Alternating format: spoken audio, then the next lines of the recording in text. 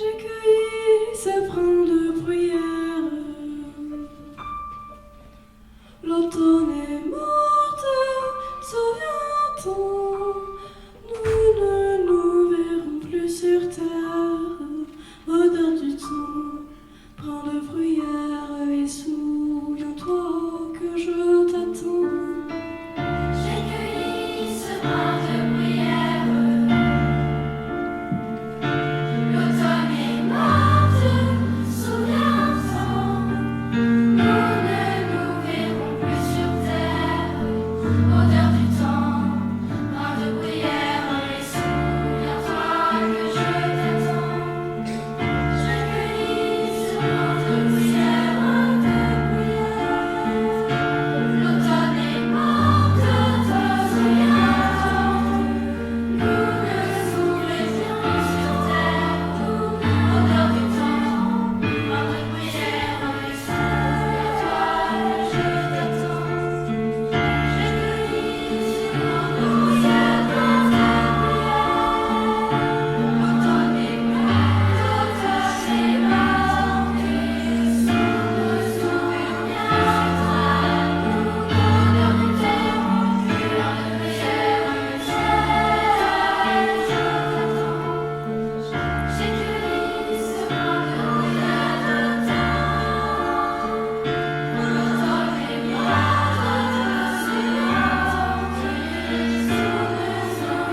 Odeur du temps,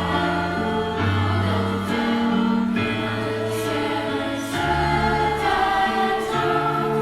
J'ai cueilli ce brin de bruyère. L'automne est morte, souviens-t'en. Nous ne nous verrons bien sur terre. Odeur du temps, brin de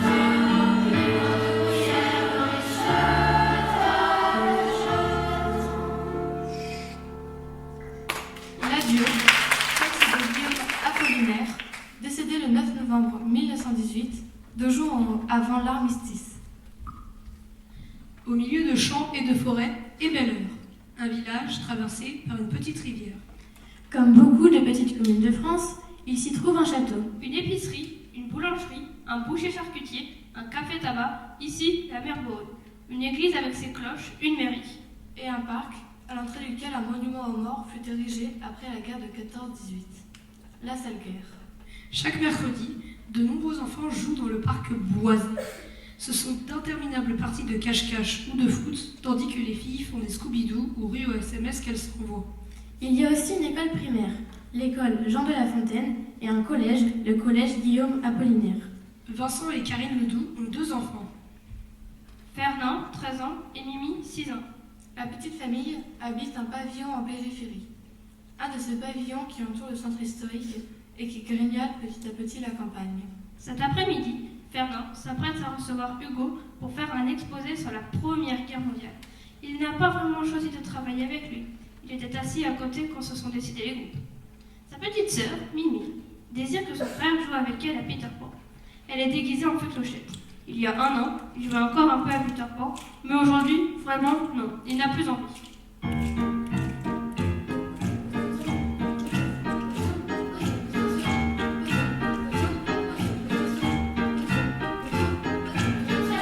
Viens jouer à Peter Pan. Fée clochette, cet été à l'écran. Transperce-lui le nombril et jette-le au crocodile. Maman, Fernand ne veut pas jouer, maman. Fernand est trop méchant, maman. Fernand ne veut pas jouer à Peter Pan.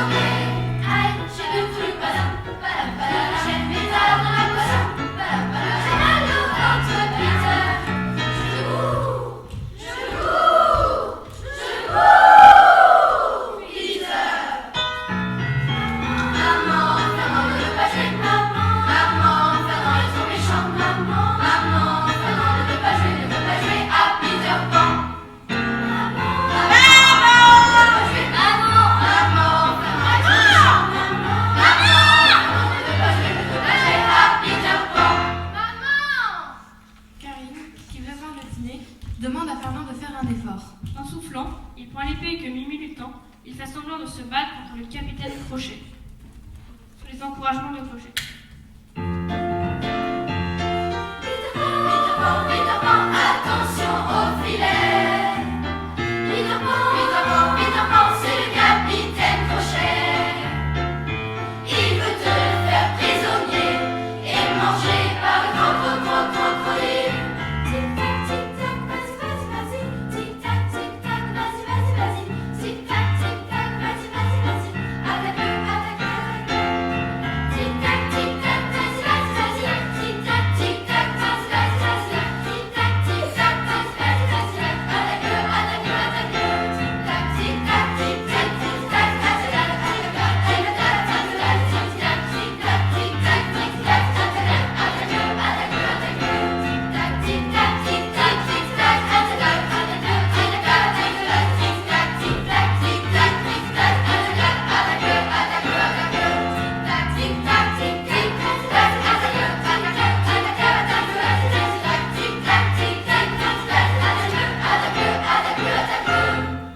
Enfin, la sonnette retentit et Fernand en profite pour jeter l'épée sur la moquette du salon et ouvrir. C'est la vieille dame d'à côté, Madame Garenne. Elle le regarde et lui fait remarquer d'un clin d'œil malicieux qu'il a du duvet sous le nez. Celle-là, il ne l'a jamais aimée, avec ses cheveux blanc-violet et son éternel gilet écossais. Elle a toujours l'air un peu gênée. On se demande bien ce qu'elle veut. Ah, je te dérange, tu étais en train de jouer à Peter Pan, lui dit-elle, voyant surgir derrière lui la fée Clochette. Sa mère, en s'essuyant les mains sur son tablier, arrive. Madame Garenne ne sait plus bien pourquoi elle est venue. Karine lui offre le thé. La sonnette résonne à nouveau. Fernand se précipite. C'est Hugo. Il est accompagné de Lucie. Il ne l'attendait pas, elle. Ah, c'est vrai. Elle était malade quand les groupes ont été faits. Mais bon, il ne se sent pas très à l'aise en les guidant à sa chambre, où il y a encore le papier peint de quand il était petit, des bateaux de pirates. Ça fait des mois que son père lui a promis de refaire sa chambre.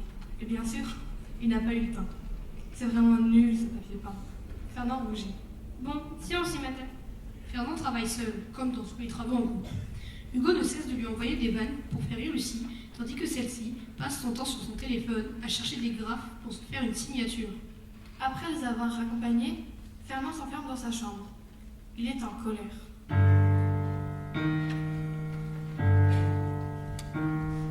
Tu sais pas, il y a Hugo. Il est allé chez Fernand. Ouais. Tu sais quoi? Il a vu le papier peint dans sa chambre. Ah, trop là, son papier peint.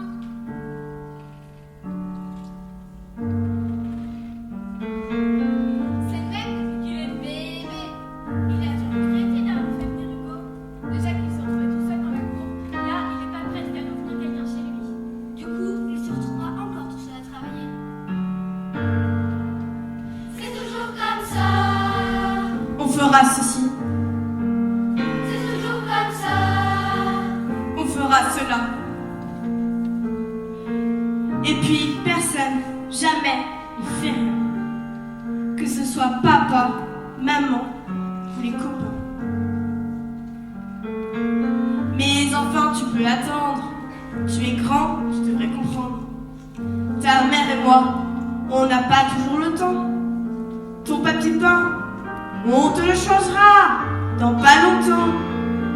Dans 1 an, dans 2 ans, dans 5 ans, dans 10 ans. C'est là où on se bat les mains. Ce qui continue, ouais, le petit bébé. Plus jamais je ne ferai rien. De toute façon, j'étais toute seule à travailler. C'est toujours comme ça. C'est la honte ce papier peint. Qu'est-ce qu'ils font-ils? Oh le petit bébé. Plus jamais je ferai venir quelqu'un. De toute façon, j'étais toute seule à travailler. C'est toujours comme ça. On fera ceci. C'est toujours comme ça. On fera cela. Et puis, personne jamais ne fait rien. Que ce soit papa, maman, copain. Mais enfin, tu peux attendre. Tu es grand, tu devrais comprendre. Ta mère et moi, on n'a pas toujours le temps. ton papier peint, on te le changera dans pas longtemps. Dans 1 an, dans 2 ans, dans 5 ans, dans 10 ans. Soudain, Mimi fait irruption.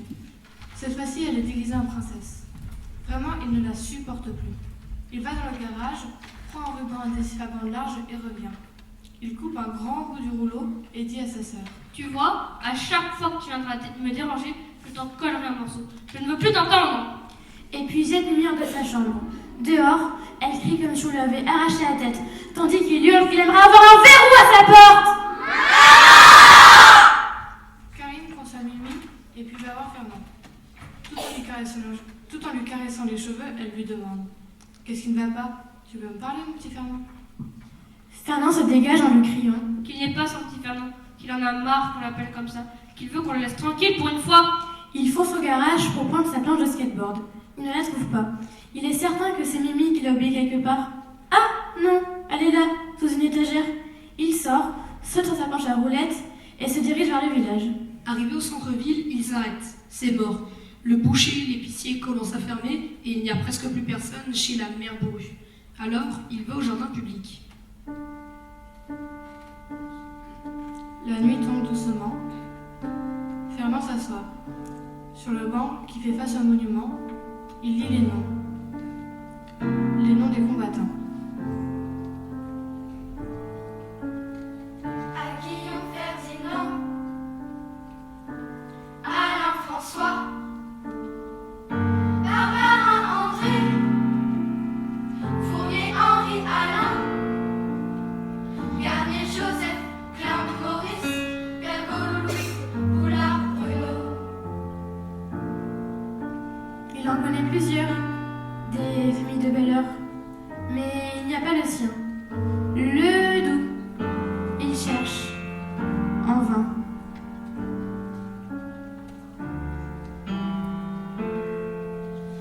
À Guillaume Ferdinand, Alain François, Barbara André, Fournier Henri Alain, Garnier Joseph, Klein Maurice, Bergot Louis, Boulard Bruno. Pourtant, son père lui a dit que sa famille a toujours été d'ici. Il fait totalement nuit à présent. Calmé, Fernand rentre chez lui. La table est dressée. On n'entendait plus que lui. Son père le regarde tristement et le repas débute dans le silence. Même Mimi la crécelle, cette fois-ci déguisée en souris, garde la bouche fermée. Fernand dit qu'il est allé au monument aux morts, qu'il y a vu le nom de famille qu'il connaît et veut savoir pourquoi il n'y a pas le leur. Son père, contrarié, répond qu'il n'avait pas remarqué. Le lendemain, c'est le cours de musique. La professeure principale et la professeure de musique sont là. Elles sont contentes de leur annoncer qu'ils vont faire un projet transversal sur la Première Guerre mondiale. Ils vont donc, entre collègues, décloisonner les compétences, de manière à ce que l'interdisciplinarité et la capacité à réunir des profils complémentaires puissent leur permettre de repérer les appuis dont ils disposent. Les lignes hiérarchiques impliquées, les partenaires associés. Ils s'assureront bien sûr du soutien de l'ensemble des acteurs concernés. De l'ensemble des acteurs concernés. De près ou de loin par le projet, afin que la connaissance du maillage relationnel nécessaire dans lequel s'inscrit la mission puisse congruer en une diversité de compétences, Les compétences. sans souci d'une quelconque autorité hiérarchique. Aucune hiérarchie. Aucune. Mais tout en imposant une légitimité afin de faire émerger un esprit d'équipe.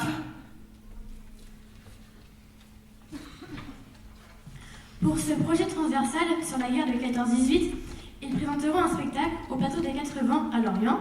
Le cours débute par la répétition d'un poème de Guillaume Apollinaire, mis en musique par un compositeur contemporain, Julien Joubert.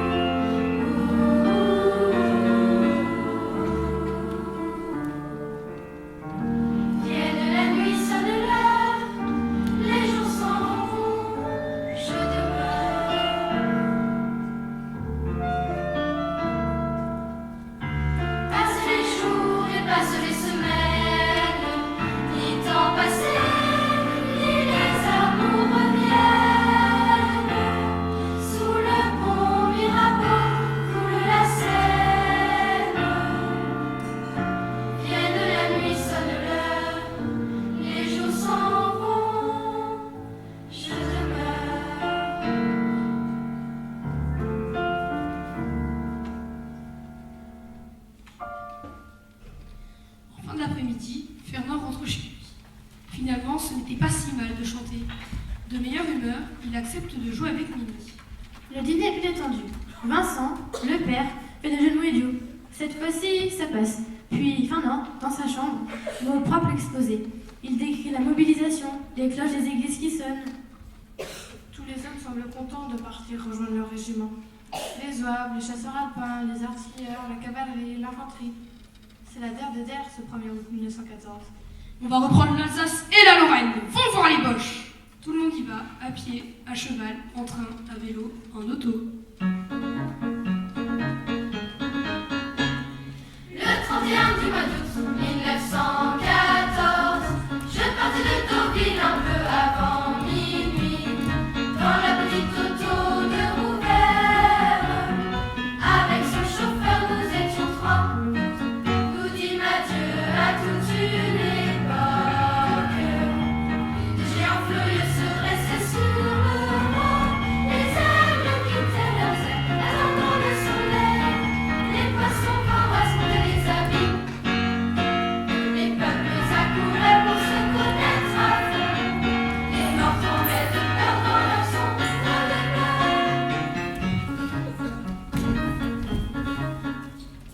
Le 31 du mois d'août 1914, je partis de Deauville un peu avant minuit, dans la petite auto de Rouvert. Avec son chauffeur, nous étions 3. Et quand après avoir passé l'après-midi, par fenêtre de Glo, nous arrivâmes à Paris, au moment où l'on affichait la mobilisation, nous comprîmes, mon camarade et moi, que la petite auto nous avait conduits dans une époque nouvelle. Et bien qu'étant déjà tous deux des hommes mûrs, nous venions cependant de naître.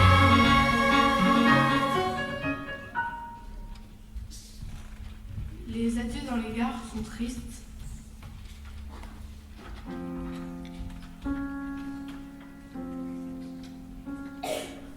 On a de la peine à laisser femmes et enfants derrière soi. Mais le devoir appelle. Des fanfares poussent à la gaieté. Les vases en guerre hurlent des chants patriotiques. La France va gagner, c'est sûr. Des chorales de gamins chantent la Marseillaise en agitant des drapeaux français. Ces hommes vont vivre l'enfer, mais ils ne le savent pas. Très vite, les troupes françaises sont décimées et les tranchées apparaissent. Et ensuite, le gaz moutarde. On se lance à l'assaut des ennemis. Baïonnette au fusil.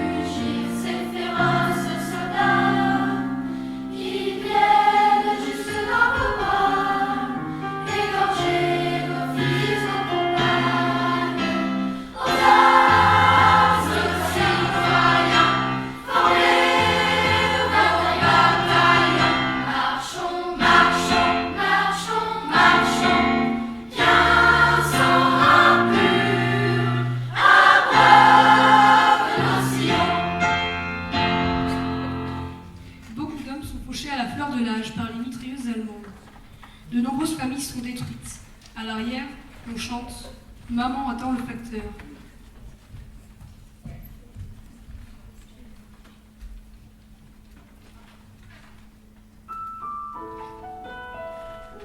Chaque matin, petite mère, sitôt que je suis éveillée, me fait réciter une prière pour toi, cher papa bien-aimé.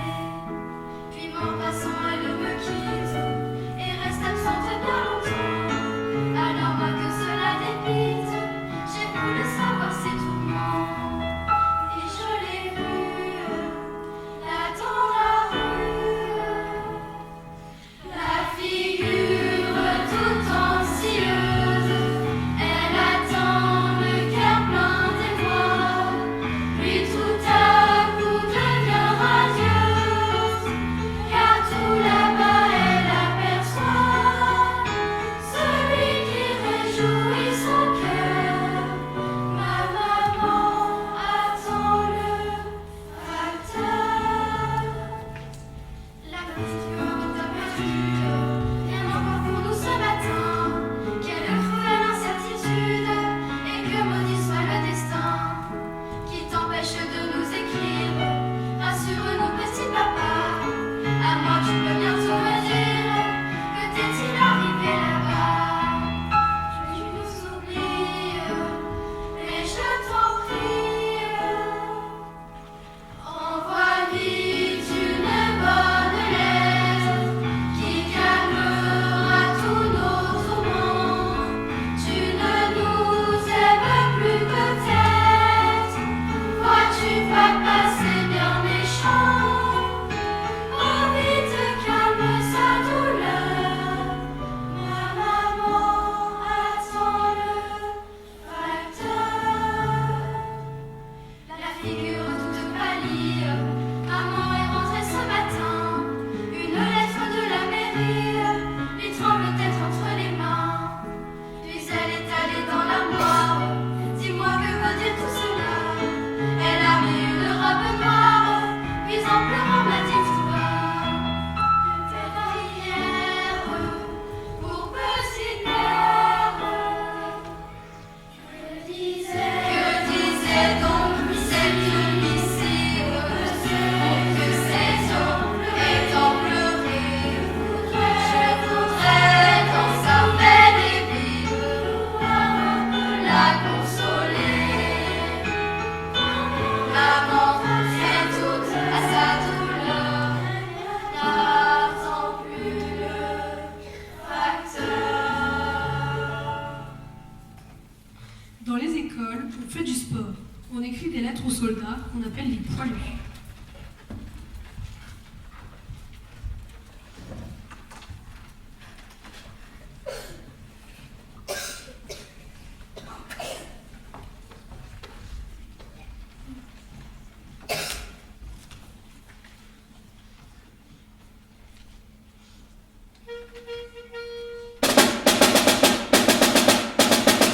Allez, poilus, les poilus, quand y en a plus, y en a encore. Allez, poilus, les poilus, on en fait quand il y en a plus. Nous sommes les joyeux poilus, car c'est ainsi que l'on nous donne. En voyant nos airs résolus, on crie en chœur, voilà des hommes. Nous on n'est pas des fanfarons, de la paix on goûtait les charmes. Pourtant à l'appel du clairon, on pose la boue, on prend les armes. Allez, les poilus, quand y en a plus, y en a encore. Allez, les poilus, on en fait quand il y en a plus. Pour défendre notre pays et pour le venger de l'outrage, les poilus se trouvent réunis, gens de toute classe et de tout âge. Il faut un travail surhumain, même ceux qui ne fichaient rien à la guerre. Pour supprimer le poil dans la main, il n'est rien tel que la guerre. Allez, les poilus, quand y en a plus, y en a encore. Allez, les poilus, on en fait quand il y en a plus.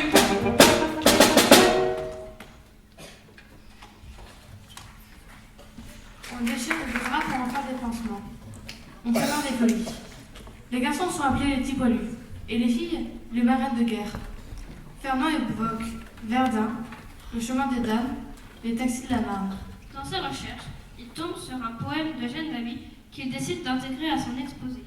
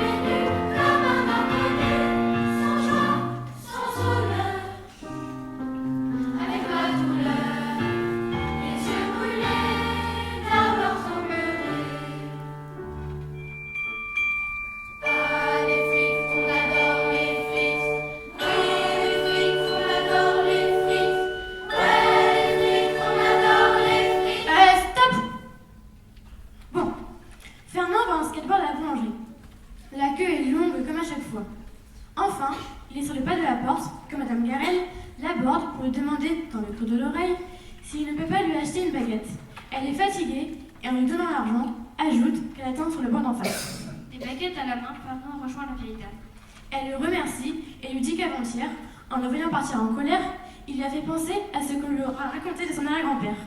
Il paraît que c'était un drôle de personnage que beaucoup fuyaient. Il lui arrivait la nuit de réveiller tout le village en chantant la chanson du pinard. Voyant que cela n'évoque rien à Fernand, la vieille dame se met à fredonner.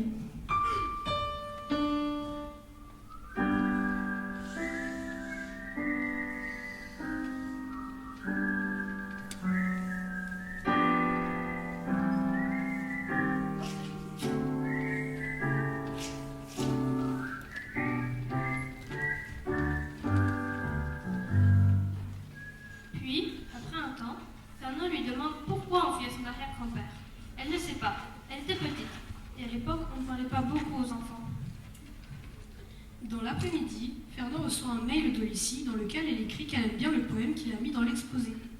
D'ailleurs, elle s'est permis d'en ajouter un autre qu'elle a calligraphié à la manière d'Apollinaire.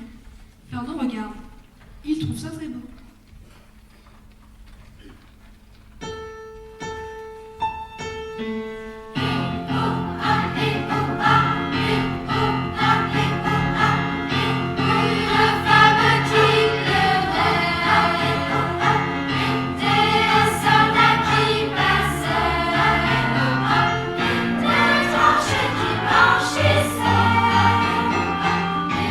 Des hommes qui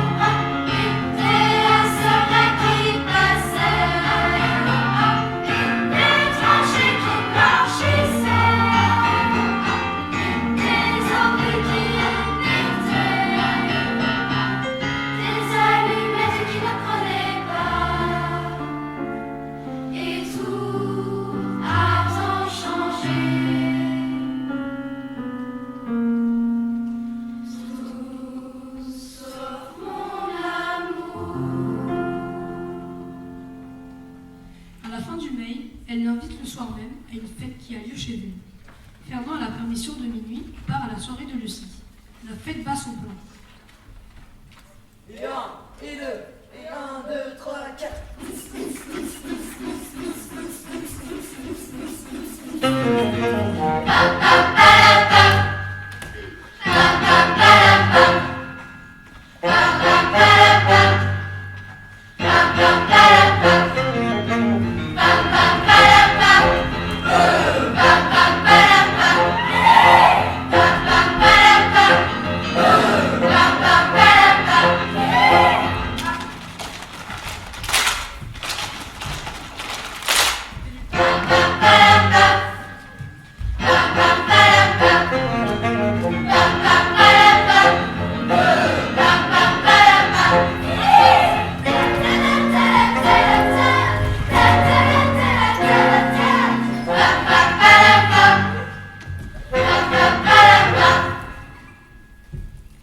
Au cours de la soirée, Fernand sort des toilettes et voit Hugo quitter le bureau des parents de Lucie. Mais il n'y prend pas garde. Fernand est revenu à l'heure. Sa mère est contente de lui. Mais lui, bougonne. Il aurait pu rester plus longtemps. Les autres y sont encore.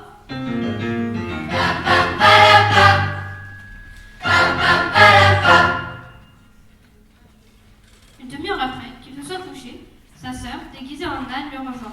Elle a peur du gros croit-il. Elle est sûre qu'il est sous son lit. Fernand lui fait une petite place à côté de lui, mais il y a encore quelque chose qui ne va pas. Elle n'a pas pris son toutou. Il pourrait la manger, il pourrait aussi manger le doudou. Le crocodile pourrait la manger, il pourrait aussi manger le doudou. Ou manger les deux, c'est affreux, mais qu'est-ce qu'il attend? Vas-y, Fernand! Bon, Fernand, en soufflant, se lève pour aller dans la chambre de Mimi. Là, il entend son père dire à sa mère. Pourtant, il a eu la médaille militaire. Karine, écoute sa citation. Le soldat de première classe Gaston Ledoux, agent de liaison, au moment où l'ennemi allait réussir par une contre-attaque en masse à occuper une partie de la position qui venait d'être conquise, s'était lancé seul, entraînant son peloton, et a bousculé les assaillants en assurant définitivement le succès. Il a été blessé à la tête et aux jambes. Il reçoit, pour cet acte de courage, la médaille militaire. Fernand s'approche de la porte de la chambre de ses parents pour mieux entendre, mais fait tomber Farfadet, le cheval de bois de sa petite sœur. Sa mère demande à son père d'aller voir ce qui se passe chez Mimi. Il y trouve Fernand, qui lui explique que Mimi l'a rejoint dans son lit parce qu'elle avait peur. Son père veut aller la chercher, mais Fernand lui demande de bien vouloir la laisser. Vincent accepte en lui disant qu'il ne doit pas en prendre l'habitude. À son retour, Mimi dort profondément. Elle a pris toute la place et ronfle même un peu. Il la pousse gentiment, parvient à s'allonger sur le côté, mais ne s'endort pas tout de suite.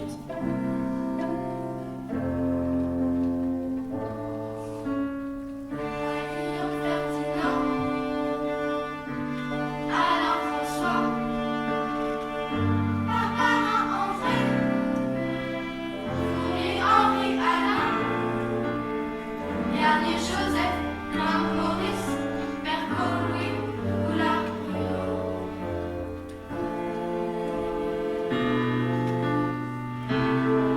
Il pense à ce qu'a dit son père à propos de son arrière-grand-père.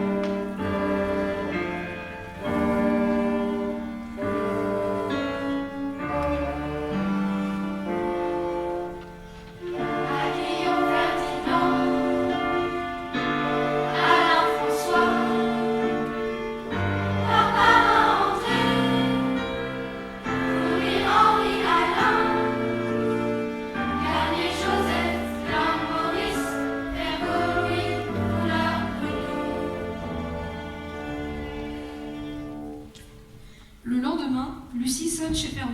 Elle est reçue par sa mère qui lui dit qu'il dort encore, mais qu'elle va le réveiller. La jeune fille est aussitôt happée par Mimi déguisée en abeille. Elle écoute gentiment Mimi bourdonner. Karine revient et invite Lucie à aller le voir dans sa chambre. Là, Lucie dit à Fernand qu'hier, une bague a été volée chez elle pendant la fête. Ce bijou coûte assez cher, mais surtout, il a une valeur sentimentale pour sa mère. La bague a appartenu à sa meilleure amie disparue. C'est tout ce qui lui restait d'elle. En rougissant, elle lui demande si ce n'est pas lui. Fernand fait non de la tête. Lucie est soulagée. Elle savait bien que ce n'était pas lui. Puis, Fernand promet qu'il va l'aider. Fernand frappe à la porte de la maison d'Hugo. Son père lui ouvre et appelle son fils. Hugo est sur le pas de la porte. Fernand lui demande s'il n'existe pas un coin tranquille pour parler. Hugo répond que derrière la maison, il y a un chemin tranquille en toute saison.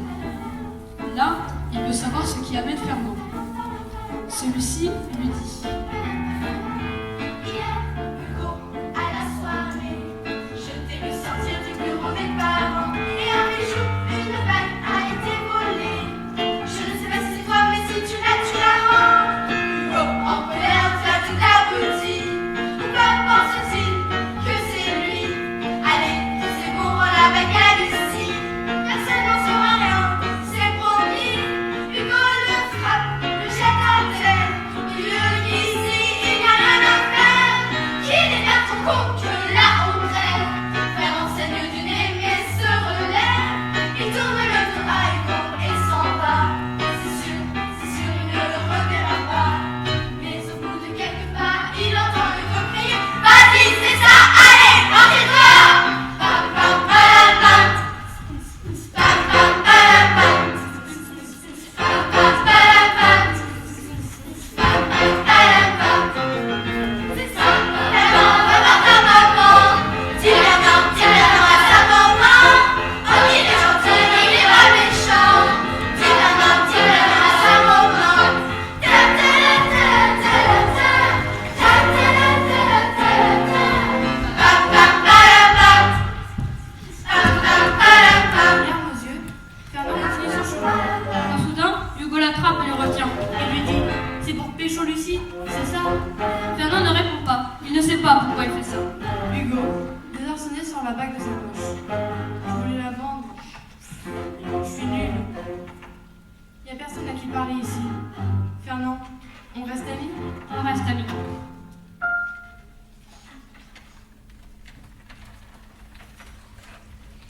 Hugo donne la bague à Fernand qui se rend immédiatement chez Lucie. C'est sa mère qui ouvre. Lucie n'est pas là. La mère de Lucie le détaille. Fernand se sent très mal. Au moment où elle va pour lui parler, Fernand s'enfuit. Il rentre chez lui et cache la bague dans l'armoire de sa chambre. Au bout d'une petite heure, son père fait éruption et lui dit furieux qu'il a eu un appel de la mère de Lucie. Une bague a disparu hier et quand elle l'a vue, il ne lui a pas semblé à l'aise. Son père veut savoir si ce n'est pas lui qui a pris le bijou. Fernand s'en défend. Vincent voit que Fernand lui cache quelque chose et il se met à fouiller partout et trouve la bague. Il lève sa main pour gifler, mais Fernand s'esquive, prend son skate et sort en trompe de la maison. Il entend son père hurler: Fernand, reviens immédiatement! Fernand court dans le village. Il regarde à droite, à gauche et voit Madame Garel à sa fenêtre qui lui fait signe de venir. Fernand s'y précipite sans que son père ne le voie. Madame Garel l'invite à s'asseoir dans son salon. Fernand tremble comme une feuille. La vieille dame lui offre du jus d'orange. Après un moment de silence, elle lui demande qu'est-ce qui ne va pas. Fernand reste muet. Alors, elle lui dit qu'il a raison, tout ça ne la regarde pas. Fernand se lève et, discrètement, de la fenêtre, regarde sa maison. Jamais elle ne lui a semblé aussi triste, aussi petite. La vieille dame, après un moment, veut savoir si son père lui a parlé de son arrière-grand-père. Fernand fait non de la tête. Ah, fait-elle, je vais te raconter. Ça t'intéresse? Fernand répond oui. Écoute, Fernand, ton arrière-grand-père était une gueule cassée. Comme je te l'ai dit, la nuit, en sortant de la mer Bourrue, ivre, il chantait à tue-tête la chanson du pinard. Sa mine faisait peur à tout le monde. Les chemins de France et de Navarre, le soldat chante en portant son bazar. Une chanson authentique et bizarre, dont le refrain est vive le pinard. Le pinard, c'est de la pinasse, ça réchauffe là où ce que ça passe. Vas-y pinasse, 1, 2, remplis mon cas, 3, 4, vive le pinard, vive le pinard. Aimer sa sœur, sa tante, sa marraine, jusqu'à la mort, aimer son étendard, aimer son frère, aimer son capitaine, ça n'empêche pas d'adorer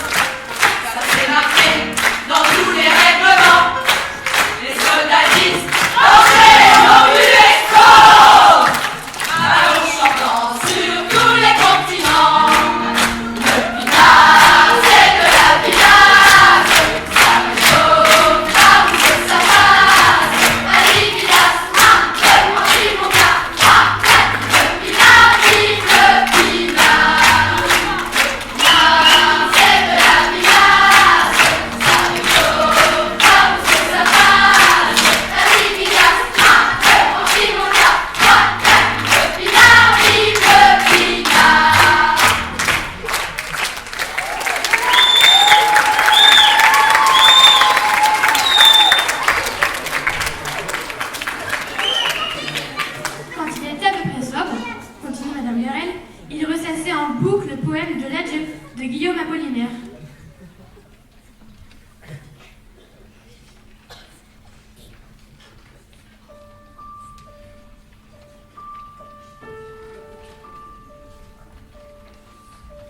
J'ai cueilli ce brin de bruyère. L'automne est morte, souviens-t'en. Nous ne nous verrons plus sur terre. Odeur du temps, brin de bruyère. Et souviens-toi que je t'attends. J'ai cueilli ce brin de bruyère. L'automne est morte, souviens-t'en. Nous ne nous verrons plus sur terre. Odeur du temps, brin de bruyère. Et souviens-toi que je t'attends.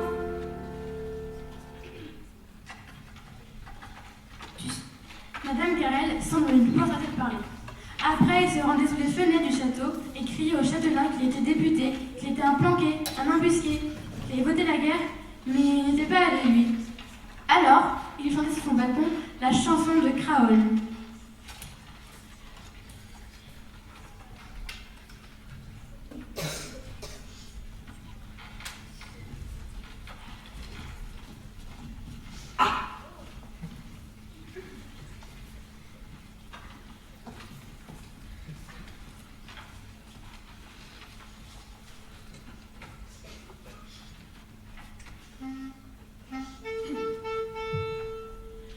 Quand au bout de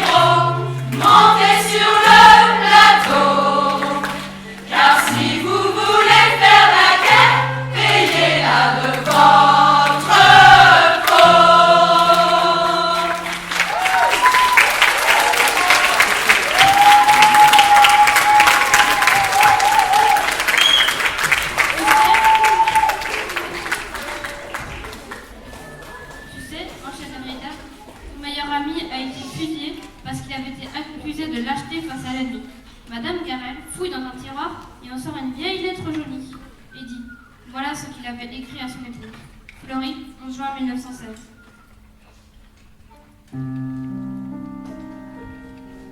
petite femme adorée. Ma petite femme adorée, Nous avons, comme je te l'ai dit, subi un échec. nous avons, comme je te l'ai dit, subi un échec. Tout mon bataillon a été pris par les Boches, Sauf moi. sauf moi et quelques hommes. Et quelques hommes. Et maintenant me reproche d'en être sorti. J'ai eu tort de ne pas me laisser prendre également. Maintenant, le colonel Bernard nous traite de lâches. Les deux officiers qui restent, Comme si à 30 ou 40 hommes, si à 30 ou 40 ans, nous pouvions tenir comme 800. nous pouvions tenir comme 800.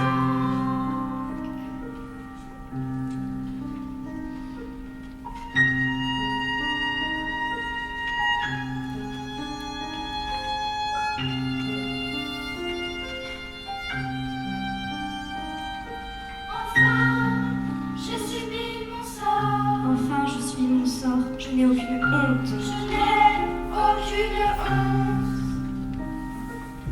Mes camarades qui me connaissent savent que je n'étais pas un lâche. Mais avant de mourir, mon aimé, Mais avant de mourir, mon aimé, je pense à toi. je pense à toi et à notre enfant, Luc. Je t'embrasse. Je t'embrasse pour la dernière fois.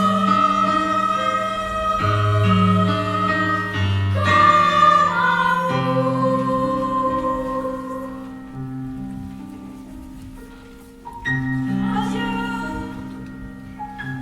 Adieu. Je t'aime. Je t'aime. Je serai enterrée au bois de Fleury. Au nom de Vermont.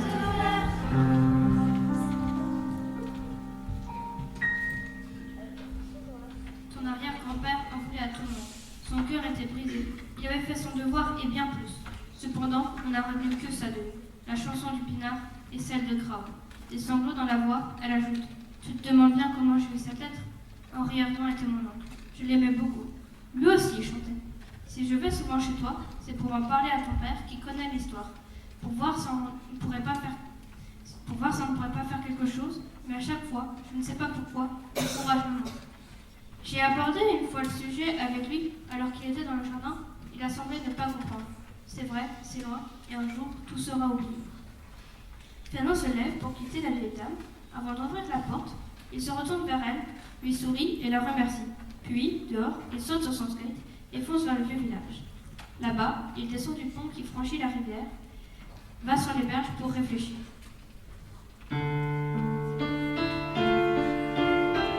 Fernand ne sait plus que penser. Fernand a envie de pleurer. Sa mère ne comprend rien à rien. On dit Fernand que c'est crétin. Son père a levé la main sur lui. Il ne lui reste plus que Mimi. Elle a raison de ne pas mentir. Les adultes, les adultes, les adultes.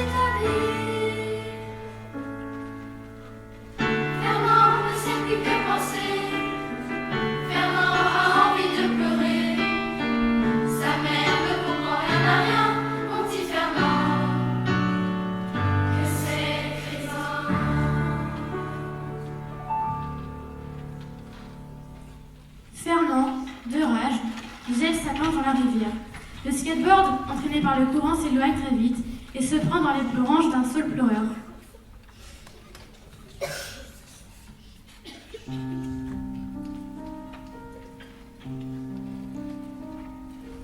La nuit tombe.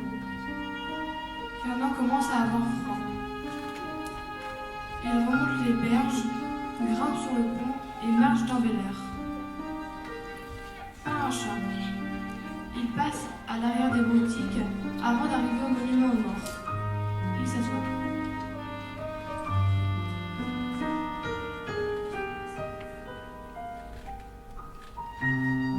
Aussitôt, il voit Lucie, Hugo et sa sœur déguisés en fée clochette le rejoindre. Hugo s'est visiblement excusé auprès de Lucie. Je lui ai raconté ce que j'avais fait. On n'en parle plus.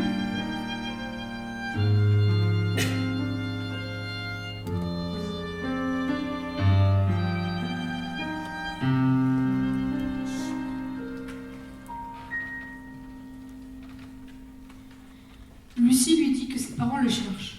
Sa mère aussi. Ils ont trouvé le skate dans la rivière. Ils sont fous d'inquiétude. Je m'en fiche. Tu vois, je m'en fiche que mon père me prenne pour un voleur. Parce que sur le monument, il n'y a pas le nom de mon arrière-grand-père, un héros, ni celui de son ami. Mon père connaît l'histoire et ne fait rien. Oh, c'est ton père, dit Lucie en courant à sa rencontre. Hugo et Fernand comprennent qu'elle lui explique pour la bague. Vincent se rendait au commissariat de la ville d'à côté pour prévenir de la disparition de son fils. Il ordonne à tous de rentrer chez eux. Arrivé à la maison, il est en colère après Fernand, mais aussi heureux de l'avoir retrouvé et rassuré de son innocence. Le soir, le repas est morose. Même Mimi la pipelette ne pique pas un mot. Fernand est allé dans sa chambre sans manger. Quelque temps plus tard, Vincent frappe à la porte de son fils pour lui dire qu'il l'aime. Pas de réponse. Il ouvre, la chambre est vide. Fernand s'est encore sauvé. Vite, il court jusqu'au monument aux morts. Il aperçoit le faisceau d'une lampe de poche. C'est Fernand. Il est en train d'escalader l'édifice. La lampe coince entre ses dents, dans sa main droite le ruban adhésif et un marqueur noir. Vincent comprend ce qu'il veut faire. Il s'approche et il propose de monter sur ses épaules.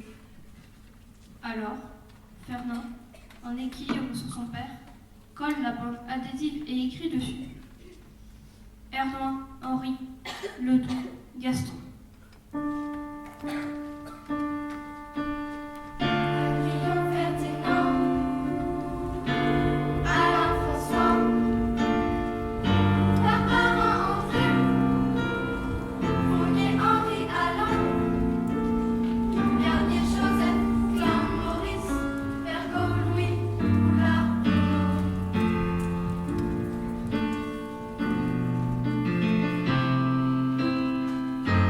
Ernoin Henri.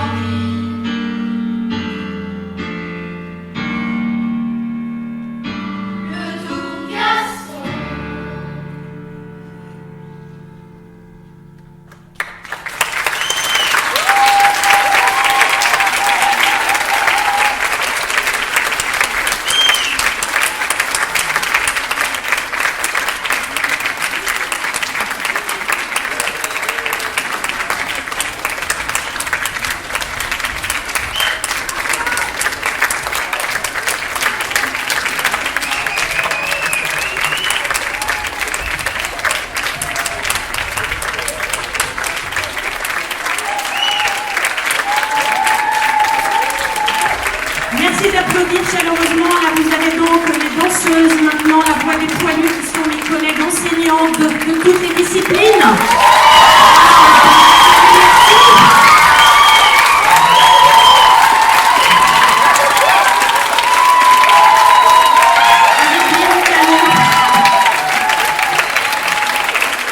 Bravo à elle. Et je vous présente Véronique Le Priol qui a fait travailler les narrateurs. Voilà. Donc les musiciens, les instrumentistes, je vais demander aussi à Yuna, enfin Yuna va venir, mais aussi à Anushka de venir. Anushka. Voilà. Et vous avez pu entendre en solo la clarinette. Yuna. Tu peux monter la clarinette, Yuna. Et Anushka. Viens saluer s'il te plaît. Voilà. Donc c'était des petits solos. C'est le tour des narrateurs. Alors on est de tout cœur avec Ambre. Je vous présente Capucine, Ambre, Karina et Maëlle. Donc qui ont été encadrés par Véronique Le Priol pour cet atelier narration.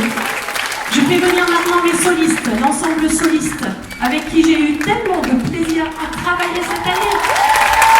Bravo les filles. Alors, je vous présente Elsa qui a fait aussi un solo. Elsa, tu peux saluer. Voilà. Anushka Nouveau pour la voix.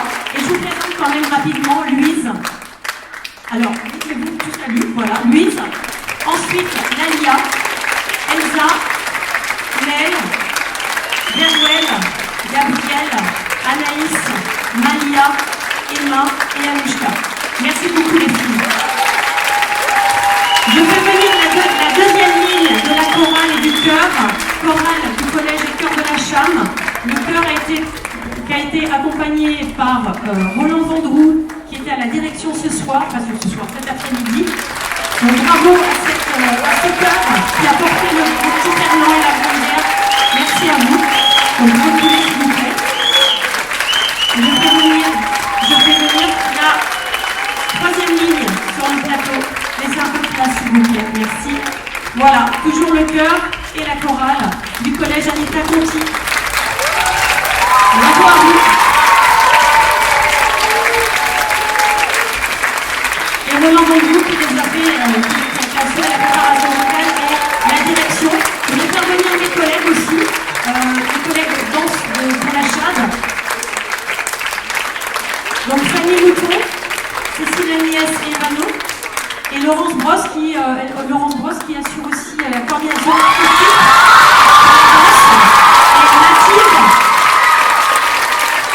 et Native et Recours, les instruments de la Cham, et Véronique Le Priol pour un